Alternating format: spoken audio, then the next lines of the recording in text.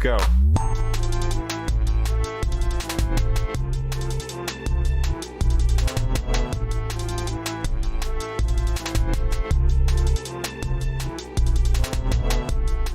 Hello guys, I'm Nona Prince and welcome to this live stream. And today we're talking about India's Oscar dream, Jallikattu being, out of the Oscar race recently.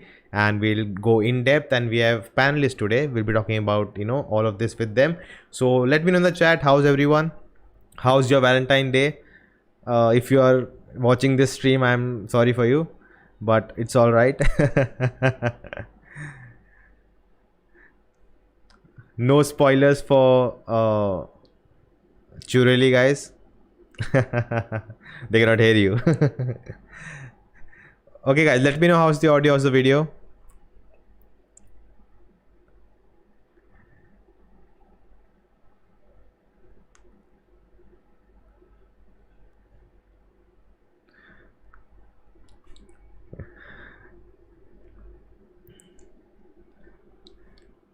Guys, let me know how's everything and we'll begin. I'll introduce the panelists to you. You already know from the thumbnail, that's like obvious. And also, if you enjoy the discussion, like, share, subscribe, check out the panelists. Link to their channels are in the description. And yes, thank you everyone. Agnostic Malu, thank you. All good, all good. Thank you everyone. No spoilers for Snyder Cut trailer also, please. We haven't seen it. We'll be reacting to it after this stream. Okay guys, let me introduce the panelists. We have Melanie from Pardesi Reviews and Manoj from Nerdistan podcast. Welcome them guys. Oh, we should probably start speaking, right? So that they know that the audio is all good. Yeah. Yeah. Let us know, guys, if the Hello, audio is good. Yeah. I'm glad to be back on a live stream with you guys. It's really Oscars is, I was telling Nona Prince that the Oscars are the equivalent of the World Cup for me. So it's a month-long thing of watching the stats, seeing which films go to different award shows, and, doing my predictions. In the normal times when it's not the pandemic, I host a big Oscar party every year. Yeah. And it's really my thing. So Yeah. Definitely pleased to be talking about it today. prediction part is really fun. Even I do that. Yeah. I say I don't care about Oscars, but I do the prediction thing. I mean, everyone gets hyped, right? It's fun to get. Like, See, everyone's talking about it, right? Which movie would you get? Everyone's around is talking about it. You cannot just, hide behind a stone. Yeah. Actually, I was not sure, to ask you guys to come for the stream today. So, but we are here, guys. And I think we start with first talking about Jallikattu. What are your thoughts on that film, irrespective of what happened with it Oscars? Let me know, Melanie. We can start with you. I think what was exciting about Jallikattu was that it premiered at the Toronto International Film Festival, and it got international attention for a Malayalam film and for the director Lijo Jose Pellissery.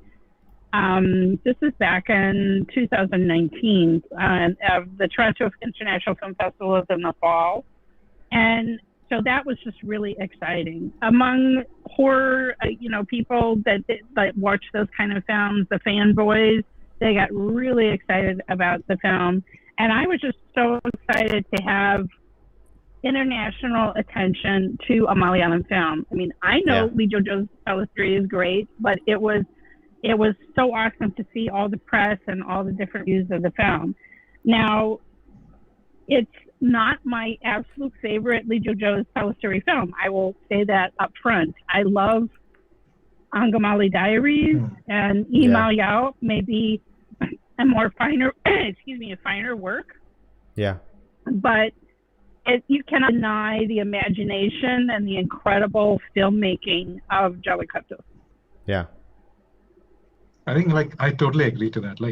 For me, watching Lijo Jose Pellissery's filmography, just from each film, he's finding his own sort of his rhythm, kind of it's like watching a spinner get into the rhythm while bowling in cricket. With each sort of film, he's finding his own sort of rhythm and own sort of purpose. And I think I still remember while watching Jallikattu, I was like into the film throughout the entire duration, but it was towards the ending where they show that one scene, like where they showed like humans are still kind of like animals, and Yeah. that sort of parallel they made, that was like, that blew my mind. So when it was announced that Jallikattu is India's official Oscar entry, I was like, sure, that makes a lot of sense. Like that is the way to go forward. Like I couldn't think of any other film. Now there are obviously lots of films which I didn't watch, but it just made sense to me. But obviously, all good films don't make it to the Oscars in the end. So obviously we are all disappointed, but I'm just happy that at least like it got a certain sense of international recognition because it was after all India's official entry. So Yeah. that's pretty good. Yeah, I mean, what you have to consider is, number one, this is going to be an asterisk year for everything, right? It's not a normal year. Yeah. And this is the first year that the Academy, they're getting all of their screeners. In the olden days, everyone would get physical DVDs of films to watch to choose which ones to nominate. Yeah. Now they're getting online streaming links. But even so, there were 93 different countries that submitted films. Yeah. Okay, so think about sitting down, all the members, 7,000 members of the Academy, all the other films that you have to watch, like Nomadland and Minari and Trial of the Chicago 7 and all of these other things. And now you're saying, okay, I'm going to spend at least 200 hours, whatever, time, all of these films. And, it's you would look at, that film by that director, I bet, they just whittle it down by what they know. And Lijo Jose Pellissery is not a name that they know. Jallikattu, it doesn't immediately evoke what it's about. In India, it does, but the wider world, they don't know, is that somebody's name? What is that? So there were a lot of barriers for people to actually click on that link and watch it because they don't know that name. It's not, this year doesn't have, for instance, Pedro Almodovar film from Spain, but he's a name that just comes up over and over again. Like if you saw his name on the list, you'd be like, oh, I know him. He's been nominated a few other times before. He's won. Sure, his name belongs, his film belongs on the list. So, it's hard because it is a campaign to get a film into the Oscars. It's not just on merit. That's, Rosy Glass, it should just be the best film. It's never just the best film. It's always a campaign. Yeah. Now, the Academy has tried to change the composition of who is in the Academy. They have tried to expand it out to include more international filmmakers and actors. Yeah. They've made a conscious campaign. It used to be you were only invited into the Academy if your film had been nominated, if you had been nominated, even like Abdusamad or whatever. So it was a very club, an exclusive club. Yeah. And they had an African American woman who was president of the Board of Governors, and she really tried to expand it out and make it more people of color, which led to the amazing thing that happened a year ago this week. Parasite, a Korean film, winning the Best Picture. It was like an incredible moment that had never happened before.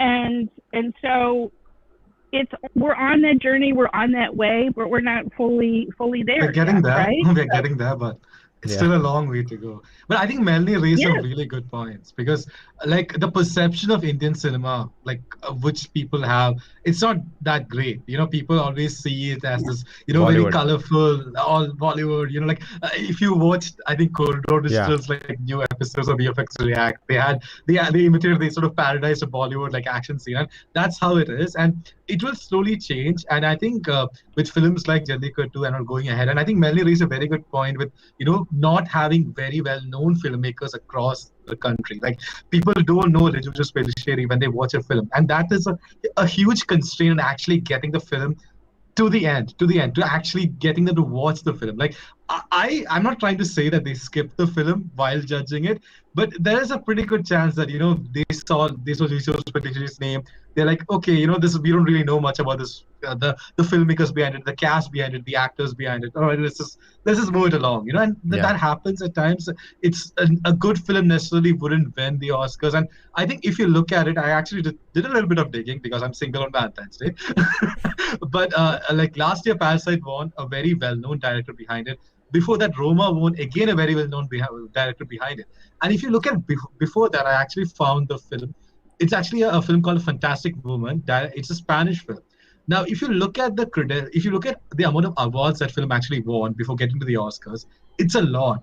It had been to a ton of international festivals. It had really established its presence everywhere before actually making it to the Oscars. Yeah. If you look at Jallikattu, it's pretty short. It's mostly within India. And I think that's probably where we missed a trick, where, we needed this film to actually go everywhere across the world and, gain that sort of, recognition everywhere. I think that probably would have helped, but, there's always a next year. Hopefully we can, turn things around. Yeah, taking that example, right. last two examples you took about Roma and Parasite, both the directors are really well known in the industry. True. And both, Bong Joon-ho has directed a Hollywood film itself.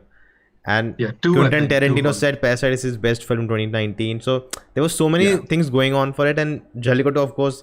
And I think for Lijo Jose Pellissery, it's, for me, what stands out is his filmography instead of his one film. It's like, if you have to know his work to really appreciate his work.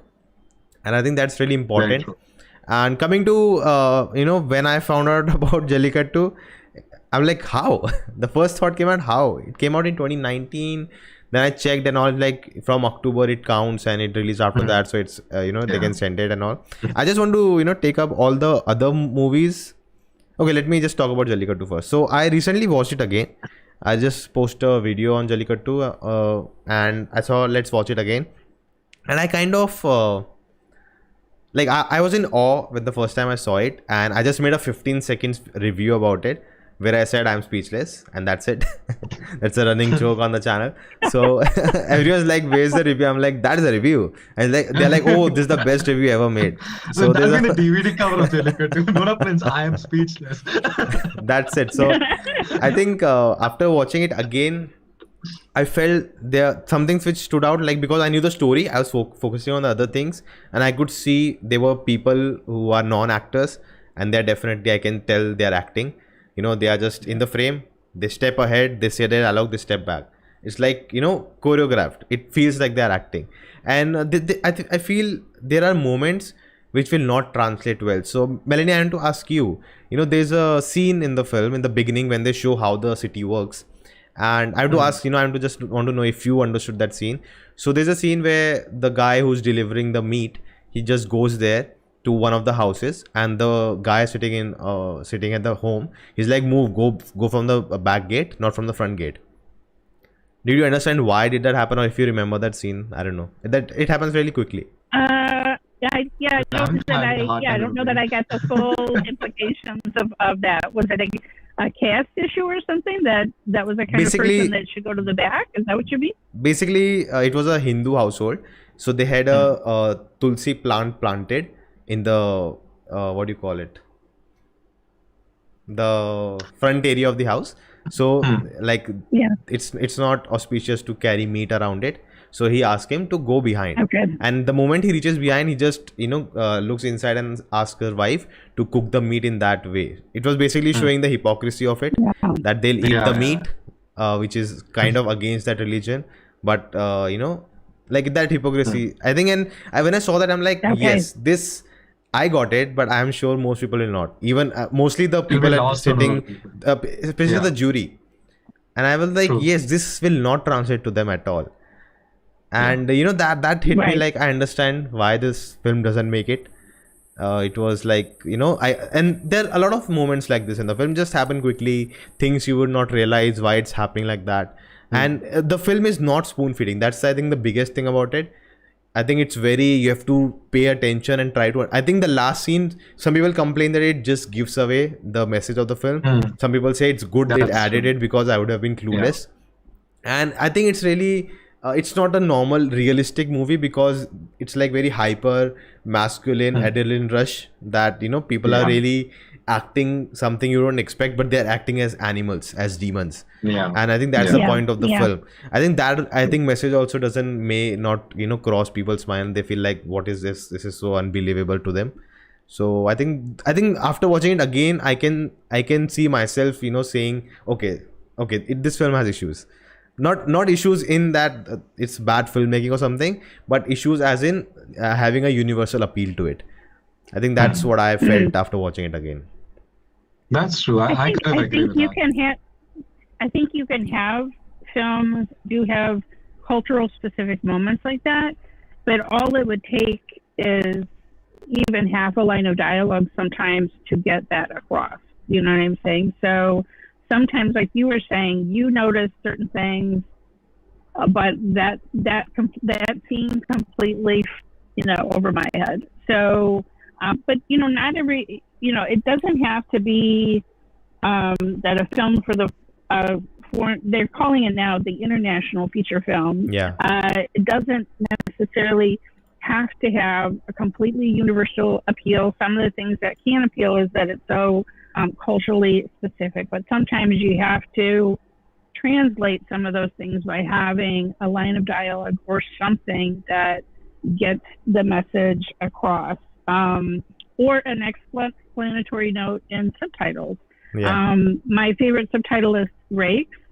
For instance, even a mass film like Master, has allusions to other films.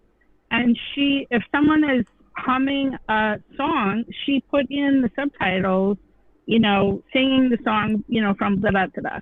So at least I know there's a reference. I could look it up later, She put in there that when there were references to other films. So I kind of was in on the joke, in on what was happening. Do you watch it on Amazon? Sometimes. Actually, the filmmakers let me see the film before it came on Amazon. Nice. It was kind of a surprise. It was kind of a surprise that it came on Amazon so quickly. I thought it was going to take another month, that they were going to let it have a full run in theaters first. So I begged, and so that was a special case. That's great.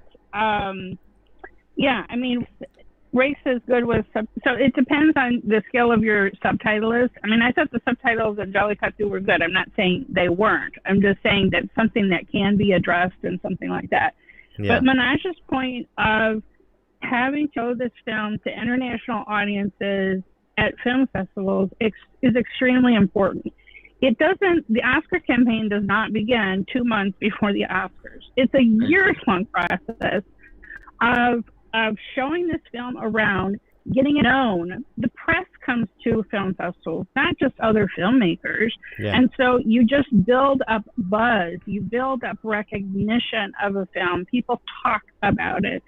And so I just think, like you say, one film festival, and I mean, Toronto is a big film festival, but it's not the prestige of Cannes or Berlin or whatever. So, it is a whole season of taking your film around and getting it shown and and having PR and press talk about your film, getting an awareness of it. And so part of the problem is also, what is it? 2020, there weren't film festivals, right? There wasn't even the opportunities to do, Cannes this year has been postponed, so this whole Academy season has been disrupted. It's not normal this year anyway.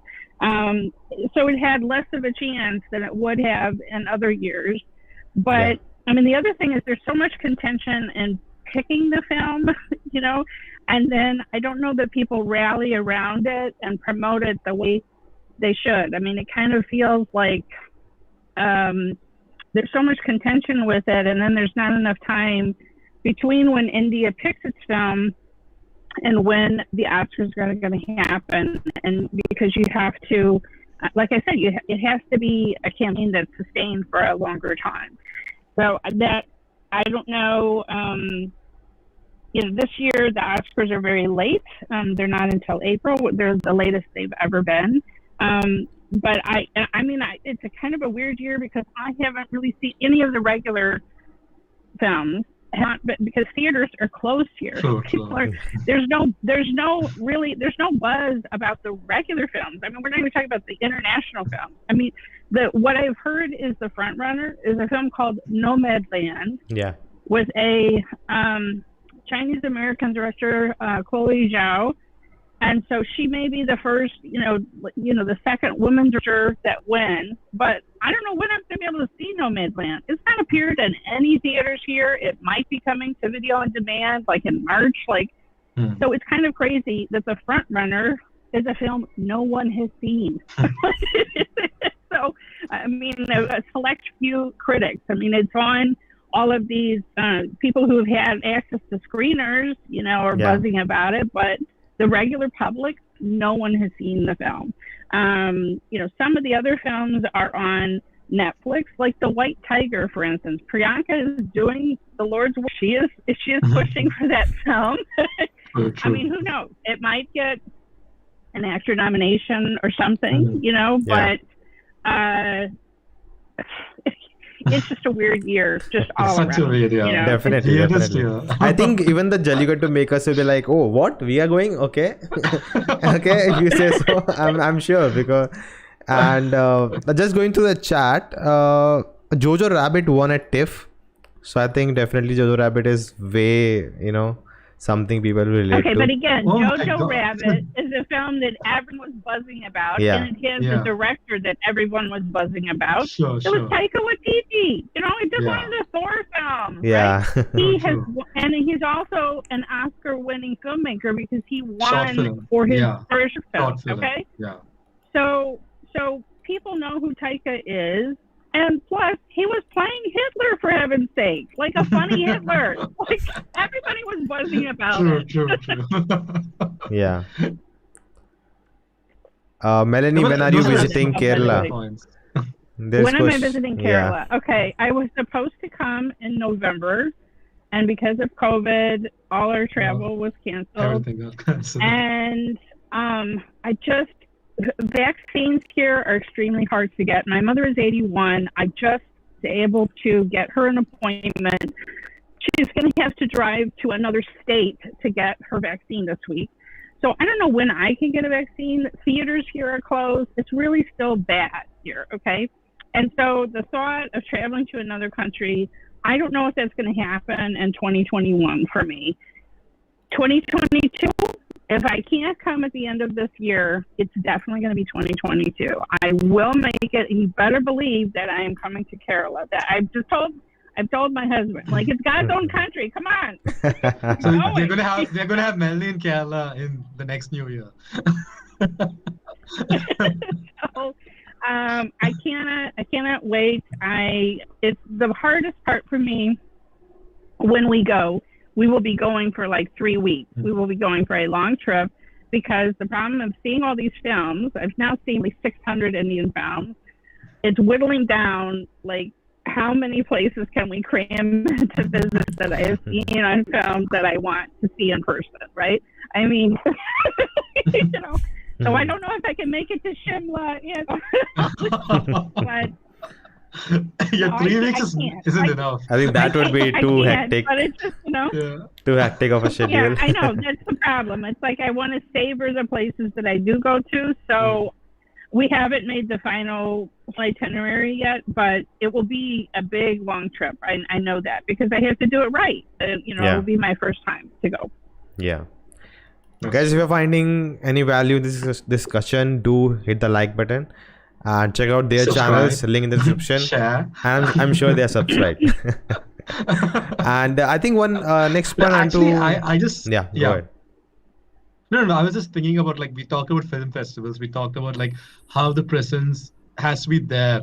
Like, if you want a film to actually get to the Oscars. But I also think that I'm hopeful. This is more of a hope that hopefully the perception of people changes towards Indian cinema because of Netflix, Amazon Prime and everything. Because now a lot of Indian content is available to everyone, everywhere. So I hope that, once, critically acclaimed films come out there, I hope that people would actually give Indian cinema a chance and actually watch it. So that's more of a hope. But I hope, because we are entering into a time where, everything is interconnected, everything is globalized.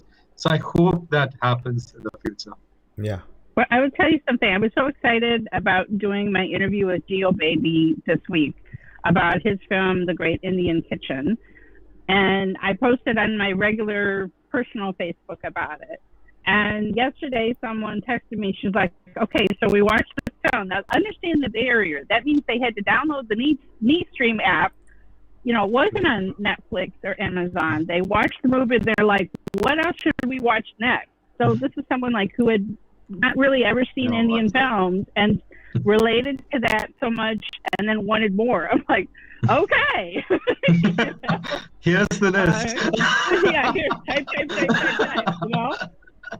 Yeah. Ambalangi nights, you know? Yeah. So I think actually Malayalam cinema, to me, because it feels like independent cinema in the Very U.S. Indian, yeah. It feels very Indian. Yeah. I think actually for Oscar purposes, relatable because it feels more like independent cinema. It feels something, if I went to Sundance Film Festival, it feels like a film that I would see there. And so I do think, as Manoj talks about, it's kind of the barrier to how different Indian cinema can seem to a Western audience. There is a different kind of film language.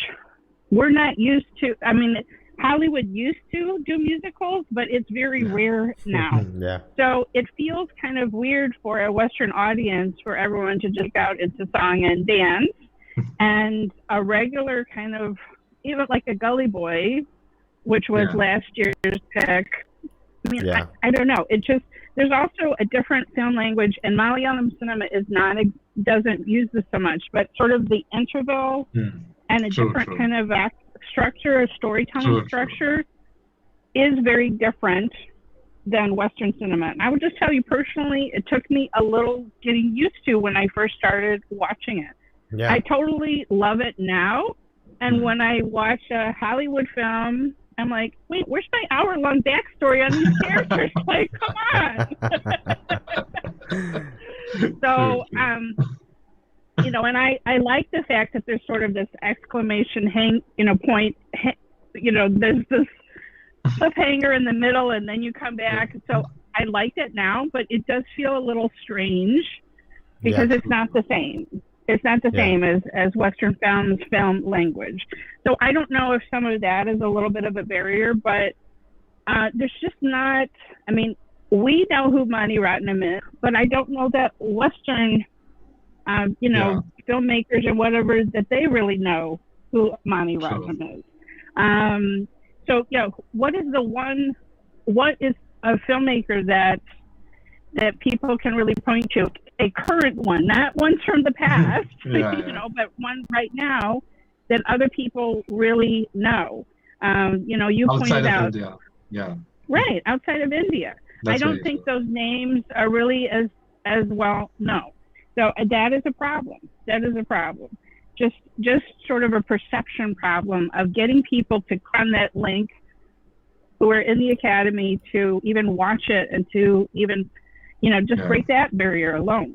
Yeah. Like, and that's a very good point, because if you look at films like Parasite, Roma, like they have worked on Hollywood films also. So they already carry that sort of buzz with them and they work on like other cinema. But Indian filmmakers are pretty much, you know, they are pretty much constrained to our own country because the style of movies are different. Like, as you said, you know, we have an intermission in the middle. We usually have a big twist happening right in the middle, and people give a 5-minute break and people think about it and go and grab popcorn.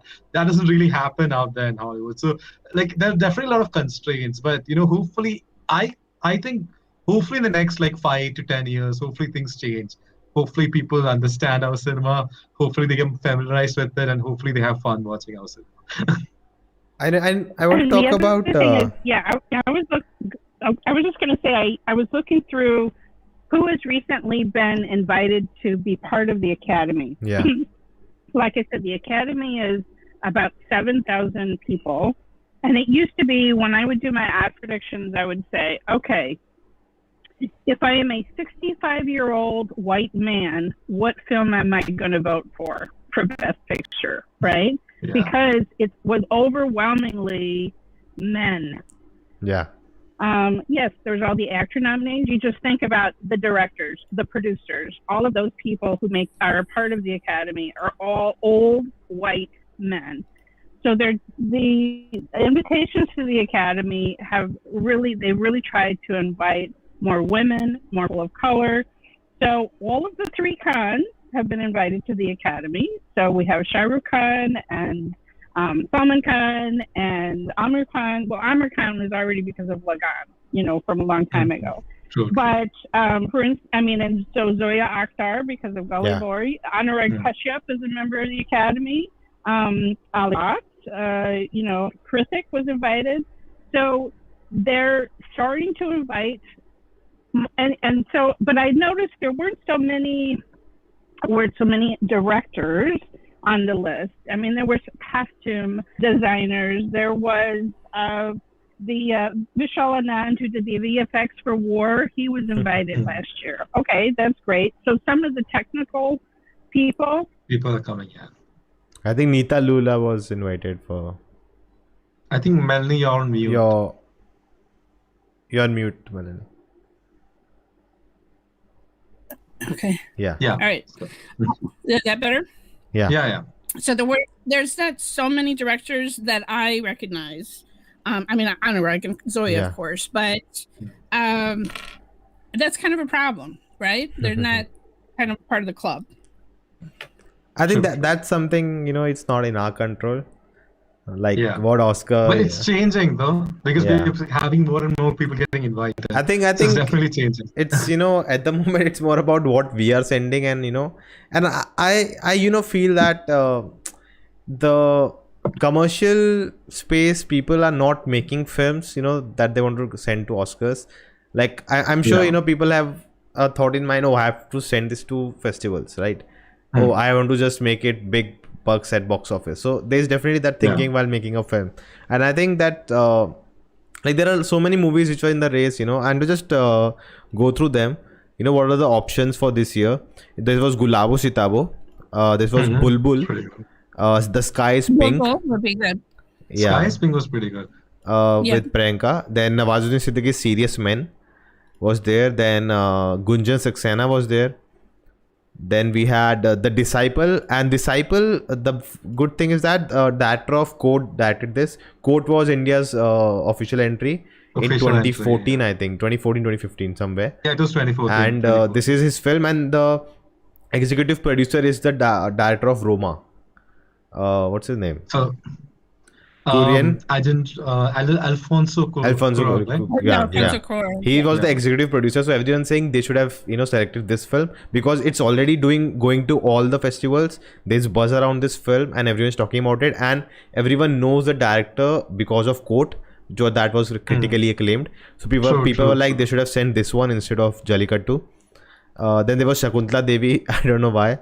Shikara, Chapak, AK versus AK, Bhosle, Chalang, E Baleo. I've seen this film, really great.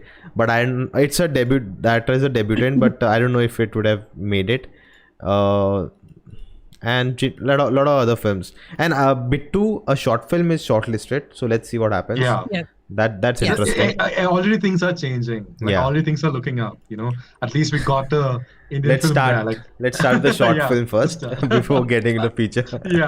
Okay. I think the next point I remember watching an interview somewhere. Someone was talking that when Mother India was nominated, it's been a generation. The generation has changed. So last time an Indian film was nominated was Lagan, which was over 3 hours. Long epic saga with dance, music, everything, and there was a sense of people expecting that from India, something which other countries are not providing or even Hollywood is not doing. And now that they're only getting maybe something they're getting from Iran and other countries like that, they're getting very similar stuff from India too, so it doesn't excite them. They want that magical big epic soap opera kind of film, which is really well made. Lagan is well made, and I think it deserves to be nominated. But I think that's what they're expecting. That was someone's theory, and I kind of understand that As I think in the beginning Manoj said, that there's this sense of what India is. Basically, people call Bollywood, Indian cinema is Bollywood, and they have musical dance, they know that. And if they're not getting that, they don't care about it, that it's not making that noise because they think it's only that. So I think to break that stereotype, it will, I don't know what it will take, but definitely, that's what I was saying, that the commercial people are not making films for Oscars. And I think if someone like, big vision director takes up, Sanjay Leela Bhansali has a good chance. I think Sanjay Leela Bhansali, what's his problem is, like, I feel he has this problem that he puts, the visuals over everything else. Just to get a visual on screen, he's okay to sacrifice character or writing or anything. So I think that's his little, he get overindulgent in that. But like that's my point. Like, what do you think?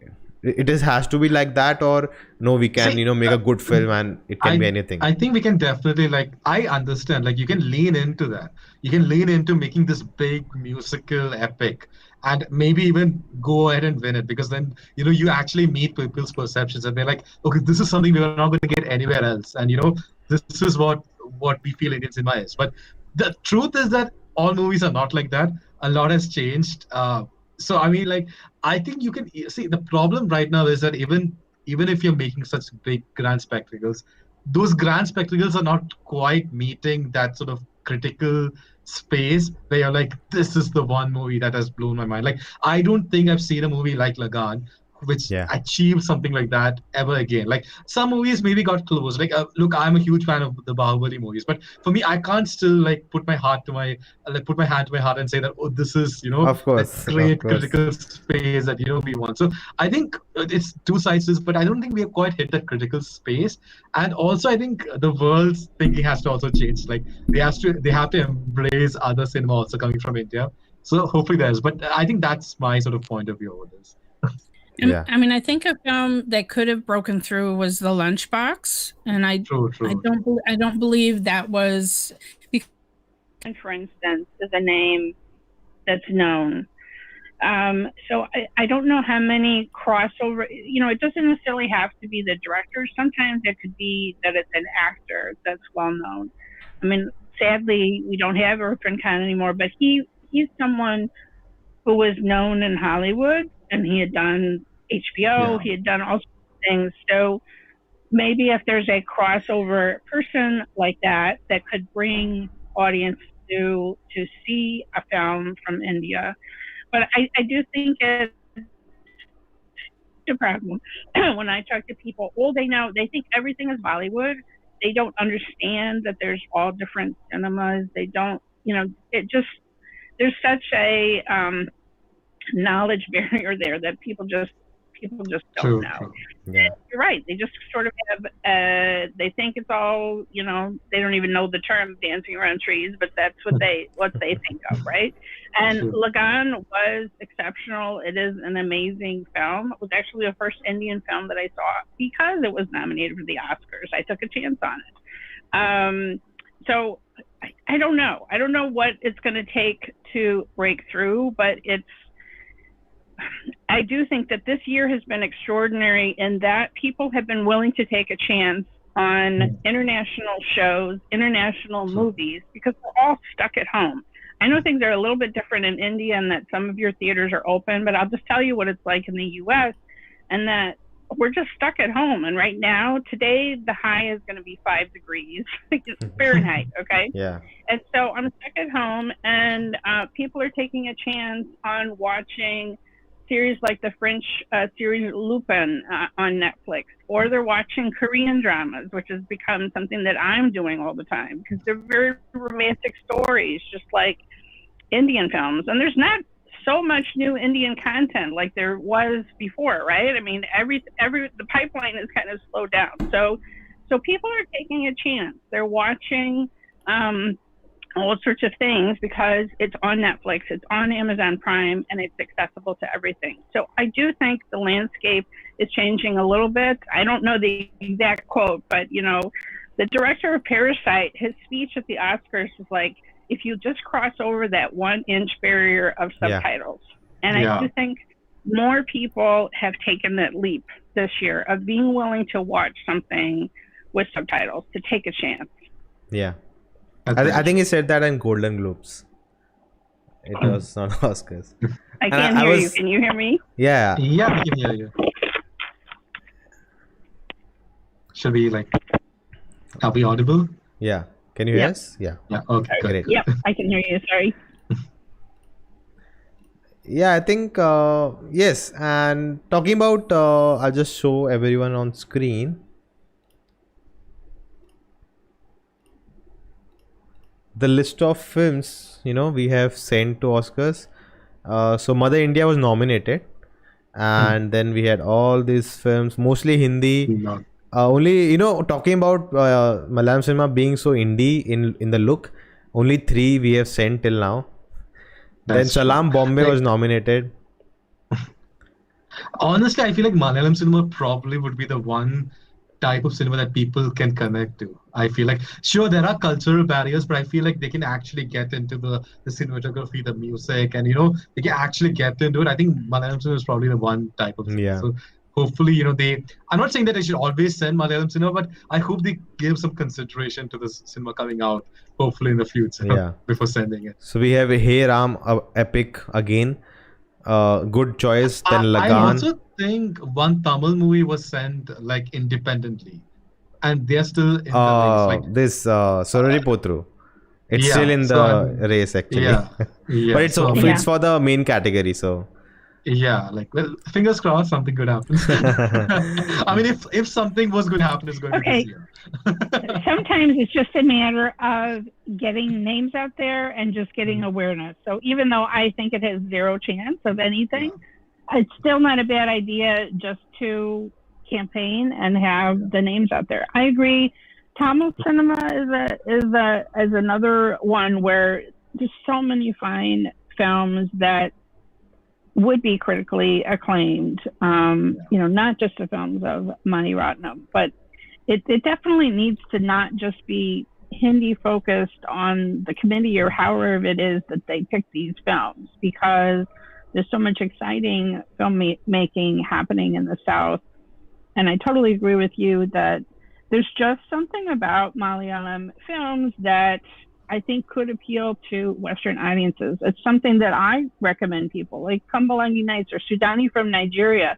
There's a film that's exactly about a language barrier and a cultural barrier, right? And that is just a universal kind of theme that appeals to everyone. So the human emotions, like you said, Sudani from Nigeria or Kumbalangi Nights, those human emotions that they depict in such a true and simple way, I think that can really connect to the audiences across the globe. So that's my point of view, and I think hopefully in the future we can see more Malayalam movies. Yeah. Yeah. What do you think about directly sending the movies? Maybe something like Sorry Pothu, what they did, directly getting for the main category. What do you think about that? I think if they make a good film, more of that. Yeah, but it's actually costly. It's costly. Yeah, it's not, it's pretty costly. I think if you make a good film and if it did well in festivals and you feel like, okay, there is a buzz around this, then go for it. If you just make a good film, okay, it was box office collections were good, but it needs to be in that critical space for it to actually break that Oscar barrier. So you've been through a few festivals, you've won a few recognitions, then definitely go for it, I would say. Yeah. Well, the other thing is if you have a company like Netflix behind you, because Netflix, you mentioned the film Roma. Obviously, they played at film festivals and so forth. But then Netflix was solidly behind that film, and they're solidly behind the White Tiger. They are putting White Tiger up for all different kinds of awards, for acting awards and everything. So, I mean, there's a chance, but that's the thing. You have to have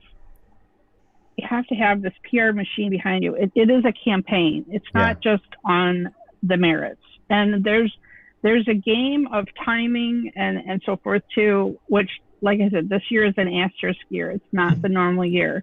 Yeah. But you have to be a presence in LA the way the Academy members normally see these films is that they hold, if you're a member of the Academy, they hold these screening parties, and then the filmmakers do a Q&A afterwards and whatever. So members of the Academy can go see these films for free. So you have to be a presence there, and schmooze and make connections and all of that. So that's another. Yeah, I mean, that's just another part of it that's missing this year that just can't happen. I mean, in LA, things are so bad that even restaurants, outdoor dining is closed. Okay, like you can't even eat outdoors at a restaurant in LA right now. So it's just an unusual year. It's not a normal year, but thinking to the future, if you have a film, you have to have a commitment by the director or the producer or some of the lead actors that are willing to spend the time to do the entire award season. Because it's not just the Oscars. It's the Golden Globes all the way through. It's the Screen Actors Guild. It's all of these other award shows that lead up to it. And literally, the Academy voters were like, "Oh yeah, that person gave a really moving speech. Maybe I'll, write their name down." But those kinds of things really do matter. Yeah. Showing up matters. Yeah. Because you see certain actors who may win because they show humility, they show that they want it, versus another actor who doesn't show up to any of the award shows and they're like, well, he doesn't even really want it. I'm not going to vote for him. So all of these things come into play. It's not necessarily who is the best. Yeah. It's who plays the game. Who plays the game. True. I think having gone through the process of the award shows, and we did our own award show and how the jury works and everything. I think even I was surprised. A lot of films people had not seen, so they didn't get votes. So I think having a very diverse jury list and everything, it's very important. Just going to the chat, guys. See, it's a discussion. I'm going through all your comments. If there's something you are asking something, and I would ask them, right? So first of all, don't spam something which is not related to this stream. That's why the moderators are there and they're taking care of it. So please. And I'm just going through everything. If there's anything, I'm asking that. I think I've taken 2-3 things. Talking about Sorori Potru, again, some people like, it doesn't deserve it. I need to watch that. Yeah, watch it, right? It's a good film. It's a really good film. You need to watch it. It's actually good. It's actually quite good. And I think I'm blanking on the actress's name, but I think she's known Aparna in Balamurli. cinema. Aparna Balamurli. Aparna Balamurli. Okay. I need to watch. She was in Maheshante Pratikaran. Yeah, Maheshante Pratikaran. Yeah. I'll definitely check it out. So guys, yes, if you have any questions, you can let us know. I'll take it. You are part of the live stream, don't worry. That's the point of, doing it live. Now, actually coming to Oscars, I have a very controversial opinion that I don't care about Oscars. I think I've talked about it. And it's nothing to, it's not like they are bad or something. It's like they are American award shows who have a category called International Film Festival now, before it was Foreign Film Festival. Yeah. And they just nominate appreciate a film. That's it. It's basically a US based film award function. Very true. And I think I don't understand the hype people have it. I think, see, Hollywood, created cinema. They created the camera and everything. So I totally get that they deserve to be, the forefathers or whatever you call it. But, I really don't care, because when I see the Indian films, right, people can watch any film they want, right? I understand that, but I'm definitely sure they'll not understand the film completely. For me, when I watch a Malayalam film, I'll not completely understand it. Manoj will do, because it's a Malayali. Knowing the language, knowing the culture, have grown up, there'll be some parts of the film which will not come to me. And it goes to everyone. So I know if they are even you really need to have 30-40% Indians in the jury, to really for an Indian film to really work there. Yeah, so it's impossible. So there's no point of all this. Again, very unpopular opinion maybe. It's very easy to say, oh, they don't award Indian films, so I don't care about them. It also works the other way around. There'll be certain American movies also, where there'll be certain aspects you'll be like, huh? Yeah. Like us Indians might not really get it, and then we'll probably start Googling it, being like, okay, what is that? Actually, I didn't know about this Trial of Chicago 7. I had no clue about that film. I didn't. One Night in Miami. Like I knew like one or two people of like, but I don't know about the history. I don't know how important they were. I found out after watching those films. So, but still, they are really good films. You know, apart from me not knowing it, they are amazing films, and definitely. I can't believe that you got really anything out of it if you didn't know. I mean, even I am not an expert on Malcolm X, but I know enough of him. I've seen. There was another film, I think Denzel Washington was the one that played him previously. But like, I mean, he's such a big person. Like in Chicago, there's a Malcolm X University. You know, I mean, he's a huge figure. And so, and if you didn't know that Cassius Clay became Muhammad Ali, that's essentially what the film is about. Is you know, these four people in the film were real friends. It's a fictionalized night of them being together, but. The singer Sam Cooke and I'm blanking on the football player's name. But anyway, you know, these are real people. It's also that it's a woman director, an African-American woman director, and it's her first film. So I just really enjoy Regina the film. King. But to me, it's probably how you feel about like, how can Melanie enjoy this Malayalam film? Me, it was like, how can Nona Prince get anything out of One Night in Miami? Like, I think I have like learned about the Black history from other films and TV shows, and I think what struck to me is that the thing, I don't understand what they are talking about, but the ideologies and all what they're talking about is so relevant it's so relevant in India. Like I can totally you know, take out the Black history and put Indian history and it all makes sense. I think that's why the film is so good. You know, it's universal. Again, you know, they may be the backlog or something they're carrying with the characters are carrying is something I don't relate to, but the points they're raising, it makes so much sense to, you know, any place. It's so relevant. I think that's why it's so good. Yeah.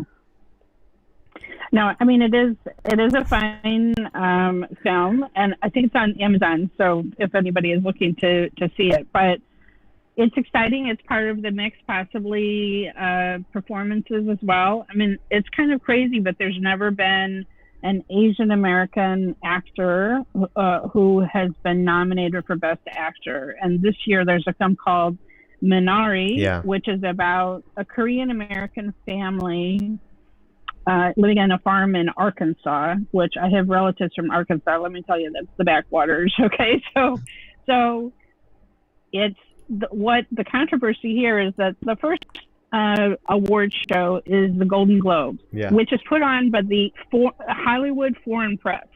So you're talking about like 75 or 80 people who vote for who gets a Golden Globe. It's a mix between films and TV, and the categories are not the same as the Oscars. In fact, they separate out comedy or musical from drama. So there's, in a way, there's doubled up. But the controversy is that they put Minari, which is an American film, but the people in it speak Korean. They put it in the foreign language category, which has created a huge controversy. And but you know, it's like I said, it's these 75 or 80 people. And when you look at who is nominated for a Golden Globe, in a normal year, when they're having the party, they nominate people. Well, if we nominate this person, then they'll show up at our party. Literally, that's what it's all about. Like, there's famous like WTF? What the hell? Why are they inviting? It's because they wanted them to come to the party. Okay, and the Golden Globes are won just because. In a normal year, just to let you know, they let people drink. They're sitting at these tables and they're all drinking and eating at this hotel. And as the night goes on, people are drunker and drunker, and the speeches get more and more amusing by the end of the night. Okay. So, like the Oscars, people are kind of sitting there in the theater in their seats. I think they can run out to the bar, but they're not just sitting there drinking all night. So that's one reason why the Golden Globes are fun to watch, because by the end you're like, whoa. The Golden Globes, basically every Indian award show, I think. Like, but I'm sure Golden Globe doesn't have the best social media presence award. Yeah, best icon, youth icon. Oh my god. Well, So yeah. I mean, for me, like I said, I look at the stats of, and so it builds up over the season of awards. So you have the Screen Actors Guild. You see, and one of the largest parts of the Oscar Academy is the actor portion. I mean, there's the producers, the directors, whatever. So you can kind of see the consensus building over the season. This year, it's going to be weird. They're kind of bunched up. So I don't know that they're necessarily, like, for instance, the Directors Guild is like, their awards is going to be like 2 days before the Oscar ballots are have to be mailed back in. So I don't know how much influence it's going to have, but in a normal year, like I say, you can kind of see consensus building. There's always surprises on Oscar night, but you can kind of see how things are going. There's certain sure bets that you're like, okay, well, this person will definitely, even if it's not their best performance, you know, okay, they're owed. They've been nominated so many other times. This is their year that they're going to win for, you know, whatever performance, you know, so you can kind of see things like that happening. But anyway, like I said, it's like other people look at sports stats. This is my thing. There's a website called awardsdaily.com that keeps track. Like, it has all these charts that show what awards from the different things, everything has won. And it kind of gives you kind of the, well, here's who we think will be. I mean, it's so complicated, this preferential ballot system that they have put in. There could be 10 Best Picture nominees. How many in the last years have they made 10? They haven't. It's usually been 8 or 9. And it's like a really complicated preferential ballot voting system, how it works. Like, it's crazy. Okay. It's really complicated. And, so we'll see. We'll see how many Best Picture nominees there actually are this year, whether it'll be 8, 9, or 10, and which ones will finally make it in. I don't think Sarai Potru will be on that list, but it's still a fine film. No, I'll be so happy. They needed 10. Like, they needed 10 nominees. There was, I think, a couple of years where they had that norm. Like, we need to have at least 10 nominations. And thankfully, they relaxed that. I mean, some weird films made it to the 10 list. I still remember that. Well, you know, it's all because of The Dark Knight. It's because they only had 5. I was so disappointed. Then they expanded it out. Then they expanded it out to 10. Yeah. But it's not often that a truly crowd-pleasing, you know, that audiences really know film has made it in recent years, if you think about it. Like, especially this year, it's even worse because American audiences have, and there's not so many movies that have come to theaters. They had to change the rules. Normally, the Academy rule is that a film has to be in a theater in New York and LA by December 31st. So that's why there's a flood of Oscar movies that release Christmas week in the U.S. normally. That's why. But not this year. They relaxed the rules a little bit because theaters aren't even open, right? So they had to relax the rules a little bit, and they delayed it, I think, until the end of February. I don't know. Like, The White Tiger crazily appeared in a few theaters. This is why. So it would be Oscar eligible. Yeah. And then it went to Netflix. That's why it didn't go straight to Netflix. It was in theaters for a week. This is why. Yeah. So it could be They just eligible fulfill that condition. They just fulfill that condition, and then they're like, okay, now take us to the Oscars. It doesn't matter that anyone actually went to the theaters to see it. It's just that it was in theaters. But actually, this has been so informative, you know, knowing how Oscars and all the award function works. That was really good. So guys, if you found value, do hit the like button. Go check out their channels if you haven't. And just, I want to take the last question. I think, do you think, you know, a lot of crossovers are, you know, actors, filmmakers going to Hollywood and they coming here and working together? I think even Christopher Nolan said, you know, he wants to work in India with Indian actors. And now Dhanush going and, you know, working with the Avengers directors, Russo brothers, with Gary Mann, with Chris Evans, Dhanush, and who's the third guy? Ryan Gosling. Yeah, I'm excited about that. Anade Ambrose. So I think, do you think, you know, them Indian actors or directors becoming big stars in Hollywood, and then if a film crossovers, it will be more helpful? I think that's the first step, because if you look at like the Hollywood's thinking is that you get these Indian stars in, and they look at India with such a big market. They're like, it's just there, And I think, and look, for the audience members, it's great. It's great to see like Dhanush going there and interacting with Hollywood stars. It'll be absolutely great to see Hrithik Roshan headline a Hollywood superhero movie. Like that would be great, like for us Indians. And it's not just that. It's like we're getting to see ourselves on a big screen like that. Yeah. Of international film, and we're seeing someone of our like face color, like our nationality, sort of being that big role. So I think it's great. It's great all around, and I think it'll also help increase the presence of Indian cinema all around the world. So I think all around it's pretty good. Yeah. Yeah, I mean, people can laugh about, for instance, Deepika choosing to do a crazy action Hollywood film, but it only helps create those connections. And you see some of the biggest Hollywood films, and you look and you're like, who is that person? Well, that's someone who's a huge star in China, or that star who is a huge star in Korean cinema, or whatever. And so that's the reason why they're in that film too, because Hollywood films are aimed at a global audience now, or at least those huge blockbuster kind of films are, right? Yeah. And so I think it is exciting. Was Extraction the best film ever? Did I get a huge thrill out of seeing Randy Kuda and Chris Hemsworth on screen together? Yes, I did. That's true. It was awesome. I mean, just seeing them doing this stunt fight together was like, this is awesome. So when the news about Dhanush doing, I was like, oh my God, this is awesome. This is fantastic. So I think it's only good.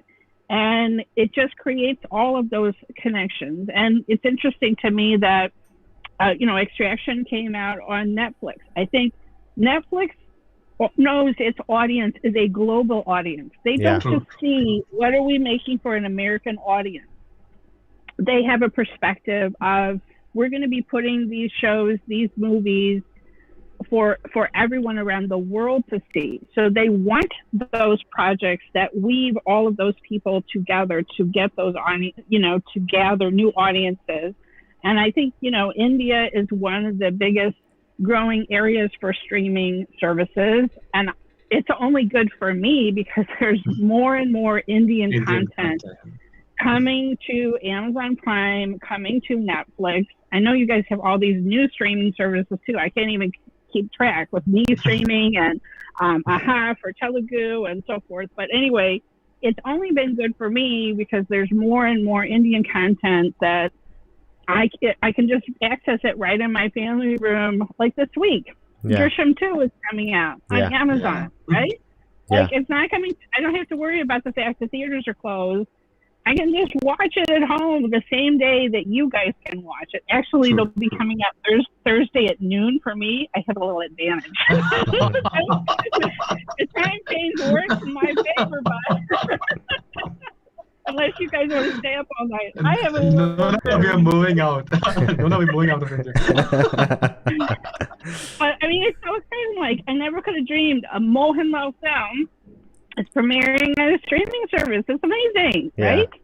So, I mean, fans are not happy, but okay. They have that happen. But I'm just saying, I think more and more of these collaborations are only for the good. And I don't mind Deepika, like I said, doing some crazy action movie.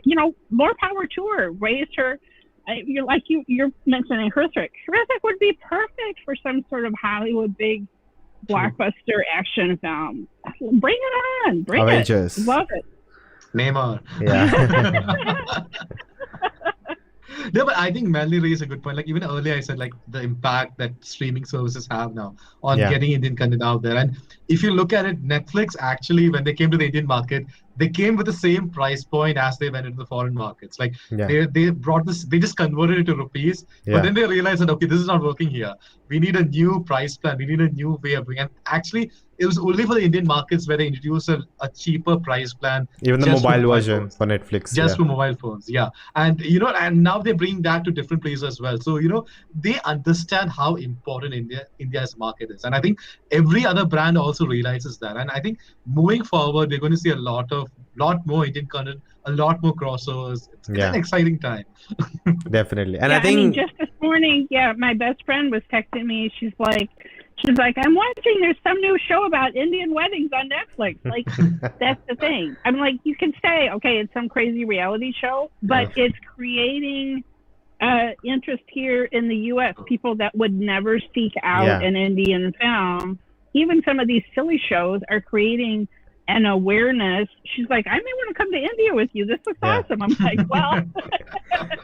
Actually, actually that show, like, you may call it silly, but it is silly. But, just watching that show will tell you so much about the Indian culture that you'll get so many movies. Because how the arranged marriage works, how the family dynamic works. So I think that's really helpful actually in some way. Talking about, Manoj saying, the OTT platform, I think even with people just, watching great cinema, from foreign, from Hollywood on their phones, I think that will push the, creators also that, okay, now we cannot make average stuff. We need to, make something better. And I think then, the average, the basic, what do you say? The lowest denominator, it had to be a great film. Basic standard had to be a good film. It cannot be average or mediocre film. So I think that at the end of the day, it all helps.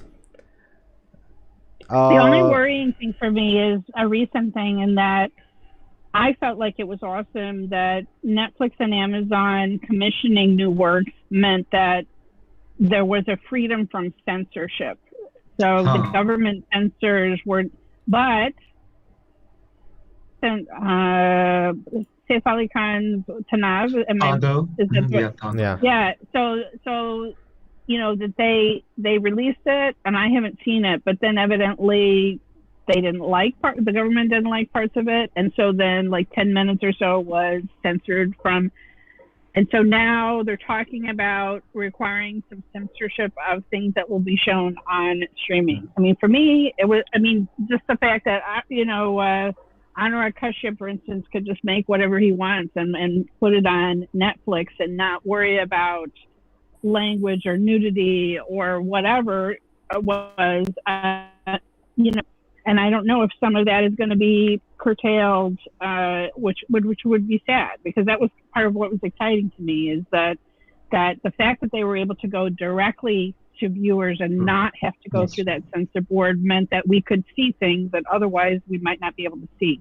I mean, the censor thing is right now we still don't have like a lot of information as to what's the final thing that's going to happen. Like I think that a lot of the OTT platforms have like adopted self-regulation kits. We will be very careful. And so India is a very culturally sensitive country. It's a very hard market to sustain and to penetrate and to be very successful. And I'm pretty sure the companies, even before coming to India, they know that. Like even a company like McDonald's in the fast food chain, like they spent like 5 years in research before actually opening the outlet. So that is how India is. It's a very difficult place to have your business sustained. But I'm just hoping that the Netflixes, the Amazon Primes, the Disney Pluses, like they hopefully work out something where it's not like the normal censorship where they like, okay, chop up this scene, chop up that scene. Like maybe certain religious sentiments, they probably have to curb that out, but hopefully storytelling is still pretty good. I think as a country, we are in a phase, where people like there's too much politics on everything. And I think if the authorities really push too hard, it will backfire on them. So I think they will find a middle ground, and I don't think Anurag Kashyap will get some like he'll have his freedom. I think it's his work is. I think it's for him. It's basically that the kind of films he make, people don't want to go to theaters and watch it. So I think for him that's the problem, the box office thing. And now Netflix, it doesn't matter. I don't think the censorship was ever a problem for him. And I'm sure if the authorities push too much, it will just backfire. So it's better if they push too much, then it will backfire faster, and then we'll be done with this censorship at all. So guys, I think The Great Indian Kitchen, which has created a sensation, neither Netflix or Amazon wanted to pick it up. And I don't know if it was because it had the sensitive issue about the Supreme Court ruling about the Sabarimala temple, if that was a part of it, or just they didn't dream that it could be a commercial success. It doesn't seem like a commercial movie. Frankly, I was surprised at the impact. And I mean, it's the equivalent of sort of a streaming blockbuster. I think it's coming to a television channel like Asianet or something like that in a month or so or something. So, I mean, I also, I don't know if it was purely political reasons that maybe Amazon, it said no thanks, but I don't know. It's just interesting. It's just interesting. What are we not seeing? Because as you said, they're self-censoring and saying, oh, maybe we don't want to go there. Maybe we don't want to have a movie about that. Or that I think niche stream was a better idea, because if it was on mainstream and knowing what's happening, it would have garnered a lot of attention, and Netflix and Amazon would have cut out those scenes, because then so I think that would have bad for the film. I think it's good it's not in the forefront where it can be targeted easily. But yeah, that's true. So guys, thank you. I think we can wrap it up now. Thank you everyone for joining. If you enjoyed, do hit the like button, check them out, send them lovely messages, and we'll do this again if you enjoyed. So you can support us by liking, subscribing, and all that stuff. Thank you Melanie, thank you Manoj for joining. It was great having you guys. It's great to Thank you for allowing me to geek out about the Oscars. No, it's I learned so much about Oscars and Golden Globes. So that's what happens. Yeah. I tell you, you can name every player that was in the World Cup. I'm telling you, Hi Abe, how are you? I think that's it. We can wrap it up, guys, and. Actually, we are going to watch the Snyder Cut trailer, so okay. Oh, okay. So from Jallikattu, you're doing the Snyder Cut. Wow. Okay, guys. Bye. See you. Good night. Bye. Bye. Oh.